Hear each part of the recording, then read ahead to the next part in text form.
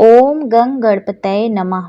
एकवेणे जपा कर्णपुरा नग्नाखरा स्थिता लंबोष्ठी कर्णिका कर्णी तैलाभ्यक्तशरीरिणी वामपदोल्लसल्लोहलता कंटकभूषणा वर्धनमूर्धध्वजा कृष्णा कालरात्रिर्भयंकरी। जय महाकाल रात्रि की जय हो।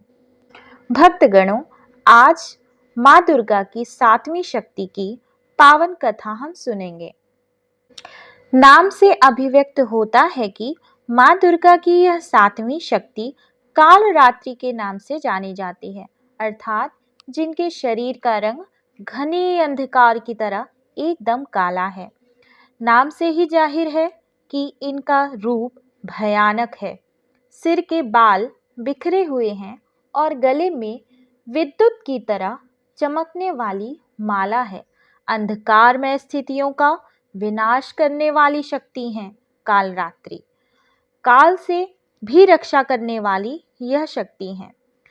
इन देवी के 3 नेत्र हैं। ये तीनों ही नेत्र ब्रह्मांड के समान गोल हैं। इनकी सांसों से अग्नि निकलती है। ये गर्दभ की सवारी करती हैं। ऊपर उठे हुए दाहिने हाथ की वर मुद्रा भक्तों को वर देती है। दाहिनी ही तरफ का नीचे वाला हाथ अभय मुद्रा में है, यानी भक्तों हमेशा निडर और निर्भय रहो। बाईं तरफ के ऊपर वाले हाथ में लोटा का कांटा है तथा नीचे वाले हाथ में खड्ग है। इनका रूप भले ही भयंकर हो, लेकिन ये सदैव शुभ फल देने वाली माँ है, इसलिए ये शुभंकरी भी कहलाईं, अर्थात इनसे भक्तों को किसी प्रकार से भयभीत या आतंकित होने की कतई आवश्यकता नहीं है। इनके साक्षात्कार से भक्त पुण्य का भागी बनता है। वह उपासक जो माँ कालरात्रि का वर्णन अत्यंत आनंद से पूर्ण करके सुनता है, उसे माँ कालरात्रि उसकी ग्रह की बाधाएं दूर करती हैं और अग्नि, जल, जंतु, शत्रु और रात्रि का भय दूर करती हैं। अतः माँ कालरात्रि की कथा श्रवण करने से उत्तम फल प्राप्त होता है एवं इनकी कथा कोई उपासक अगर बीच में ही त्याग देता है तो यह उसके लिए अनिष्टकारी होता है। कालरात्रि की उपासना करने से ब्रह्मांड की सारी सिद्धियों के दरवाजे खुलने लगते हैं और तमाम असुरी शक्तियां उसके नाम के उच्चारण से ही भयभीत होकर दूर भागने लगती हैं। इसलिए दानव, दैत्य, राक्षस और भूत प्रेत उनके स्मरण से ही भाग जाते हैं। अतः माँ कालरात्रि की कथा सुनने मात्र से ही घर की नकारात्मक शक्तियों का नाश होता है एवं घर में सकारात्मकता के साथ सुख समृद्धि का वास होता है। तो भक्तगणों, हम कथा से पहले माँ की स्तुति करते हैं। ओम जयंती मंगला काली भद्रकाली कपालिनी दुर्गा क्षमा शिवा धात्री स्वाहा स्वधा नमोस्तुते।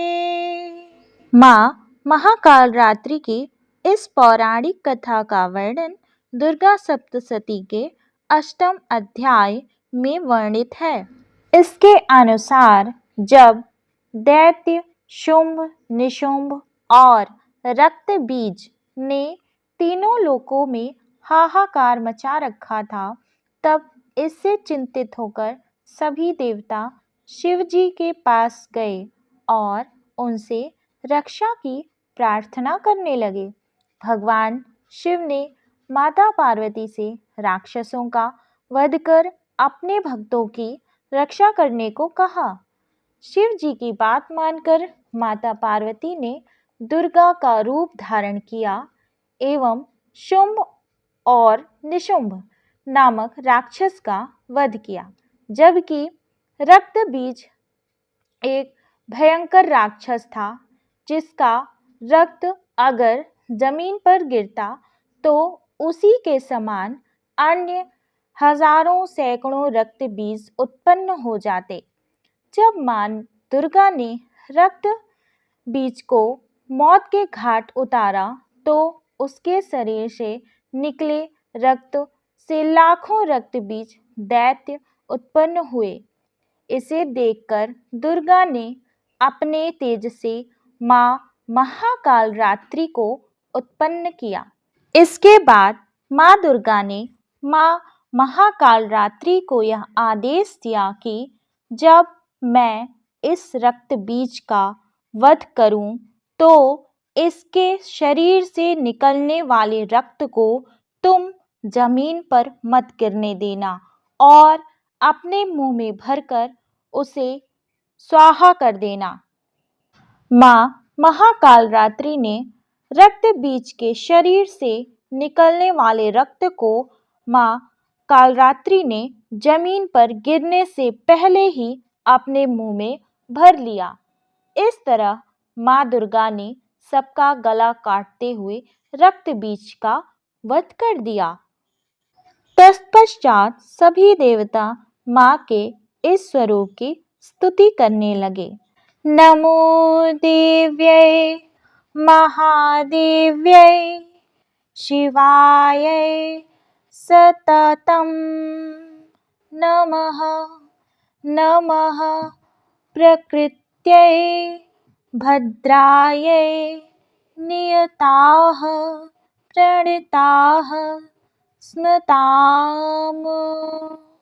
अर्थात देवी को नमस्कार है, महादेवी को नमस्कार है, महादेवी शिवा को सर्वदा नमस्कार है, प्रकृति एवं भद्रा को मेरा प्रणाम है। हम लोग नियम पूर्वक जगदम्बा को नमस्कार करते हैं। या देवी सर्वभूतेषु कालरात्रिरूपेण संस्थिता नमस्तस्यै नमस्तस्यै नमस्तस्यै नमो नमः।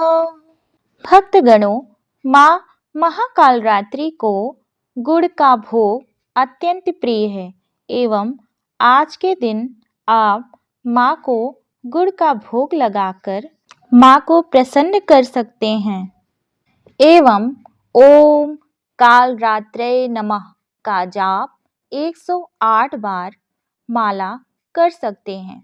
ओम काल रात्रे नमः, ओम काल रात्रे नमः। एक बार जयकारा लगाते हुए जय महाकाली की जय हो, जय माँ दुर्गा की जय हो।